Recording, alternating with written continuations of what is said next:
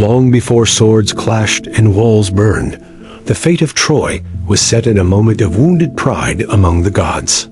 On Mount Olympus, a grand wedding was held for Peleus and Thetis. All the gods were invited except Eris, the goddess of discord. Feeling insulted, she arrived unannounced and cast a golden apple into the crowd. Upon it was written a simple promise for the fairest. At once, 3 goddesses claimed the apple. Hera, queen of the gods, offered power and kingship. Athena, goddess of wisdom and war, promised victory and glory. Aphrodite, goddess of love, made a different offer. She promised the love of the most beautiful woman in the world. Zeus refused to judge, knowing the danger of choosing. Instead, he sent the goddesses to a mortal prince, Paris of Troy. Paris was young and uncertain, but the choice was placed in his hands. After hearing their offers, he gave the apple to Aphrodite. True to her word, Aphrodite guided Paris to Sparta, where Queen Helen lived with her husband Menelaus. Helen was famed across the world for her beauty. Whether by love, persuasion, or divine will, she left Sparta with Paris and sailed for Troy. When Menelaus returned and found his wife gone, his grief turned to fury. He called upon his brother Agamemnon and the kings of Greece.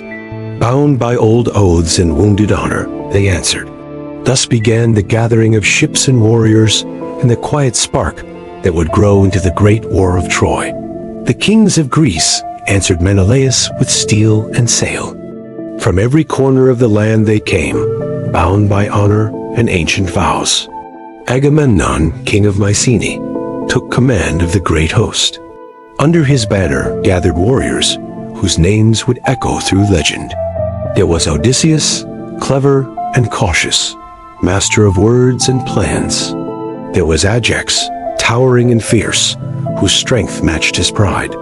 And there was Achilles, the greatest fighter among them all, swift as fire and deadly as fate. 1,000 ships were prepared, their prows cutting through the sea toward Troy. Yet even before the war began, trouble followed the army.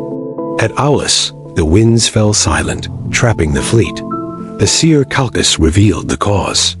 Agamemnon had angered the goddess Artemis, and only a terrible sacrifice would restore her favor. Though torn by sorrow, Agamemnon gave up his daughter, and the winds returned. The cost of war was paid before the first battle was fought.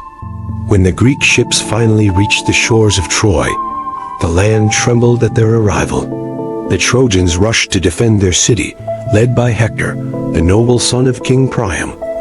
Hector stood as Troy's shield, brave and loyal, fighting not for glory, but for his home and family. The first clashes were swift and brutal. Spears flew, shields shattered, and the earth drank blood from both sides.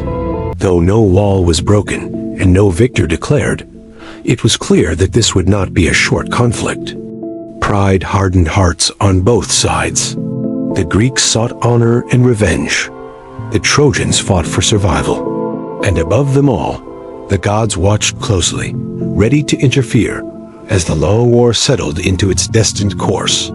As the years passed, the war dragged on without mercy. Neither side could claim victory, and the plains before Troy became a field of endless struggle. Among the Greeks, Achilles stood unmatched. His presence on the battlefield drove the Trojans back in fear, and many believed the war could not be won without him. Yet even the greatest hero was bound by pride. A bitter conflict arose between Achilles and Agamemnon. When Agamemnon took Briseis, a woman given to Achilles as a prize of war, Achilles felt deeply dishonored. Enraged, he withdrew from battle and swore not to fight for the Greeks again. Without their strongest warrior, the Greek forces began to suffer. The Trojans, led by Hector, pushed them back toward their ships, and hope began to fade from the Greek camp. Seeing the danger, Patroclus, the closest companion of Achilles, begged to take his place in battle. Wearing Achilles' armor, he led the Greeks forward and drove the Trojans back from the ships. For a moment, it seemed as if Achilles had returned. But fate had other plans. Hector faced Patroclus in combat and struck him down. When news of Patroclus' death reached Achilles, his grief was overwhelming. Rage replaced sorrow, burning hotter than before. He knew now that his pride had cost the life of the one he loved most. Achilles returned to the battlefield, seeking only vengeance. He hunted Hector across the plain and finally faced him before the walls of Troy. Their duel was fierce and swift. Hector fell, and Achilles, blinded by fury, dragged his enemy's body behind his chariot. The victory brought no peace. The war continued, and the shadow of death grew darker over both armies as the cost of anger and pride became impossible to ignore. After the death of Hector, sorrow filled the city of Troy. King Priam mourned his son, and the people felt their strength fading. Though the walls still stood, the spirit of Troy was wounded. Even Achilles, after returning Hector's body to Priam, felt the weight of endless bloodshed. Yet fate allowed no escape. The war had not yet reached its end. The fighting continued, and more heroes fell on both sides. Achilles met his own destiny when Paris, guided by the god Apollo, struck him with an arrow to his vulnerable heel. The greatest warrior of the Greeks was gone, and once again the balance of war shifted. His death shocked the Greek army, reminding them that even legends could fall. With Achilles gone, the Greeks turned to Odysseus, whose strength lay not in force, but in thought. Knowing Troy could not be taken by direct assault, he devised a final plan. The Greeks built a massive wooden horse and hid selected warriors inside it.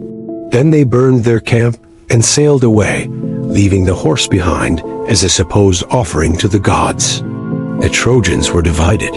Some believed the horse was a trick and warned against bringing it into the city. Others saw it as a sign of victory and dragged it inside the walls. That night, as Troy slept in celebration, the hidden warriors emerged. They opened the gates for the returning Greek army. Fire and steel filled the streets. Troy was overwhelmed from within. Homes were destroyed, families were lost, and the proud city fell at last. The long war ended not with honor in battle, but with deception and ruin, sealing Troy's fate forever. When the sun rose over Troy, nothing remained of its former glory. The city that had stood proud for generations was reduced to ashes and silence. Survivors were taken as captives, and the once powerful royal house of Priam was destroyed. Queen Hecuba mourned her children, and Andromache was torn from her home, carrying the memory of Hector and the life she had lost. The victory of the Greeks came at a terrible cost, paid not only by the defeated, but also by the victors themselves. The Greek heroes did not return home in peace. Many were cursed by the gods for acts of cruelty and arrogance committed during the fall of Troy. Odysseus wandered the seas for years, facing monsters and storms before reaching his homeland. Agamemnon returned only to meet betrayal and death at the hands of his own family. Menelaus reclaimed Helen, yet their reunion could not erase the suffering that had followed her name. The war had ended, but its shadows followed every survivor. Over time, the story of Troy became more than a tale of battle. It was remembered as a warning about pride, desire, and the power of choice. A single decision made by Paris had drawn gods and mortals alike into ruin. Poets sang of heroes and tragedies, preserving the names of Achilles, Hector, and Helen for generations to come.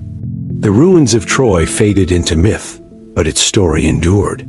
Through song and memory, the war lived on as a lesson written in fire and loss, reminding the world that even the greatest conflicts often begin with the smallest acts, and that victory can carry the weight of sorrow long after the final blow is struck.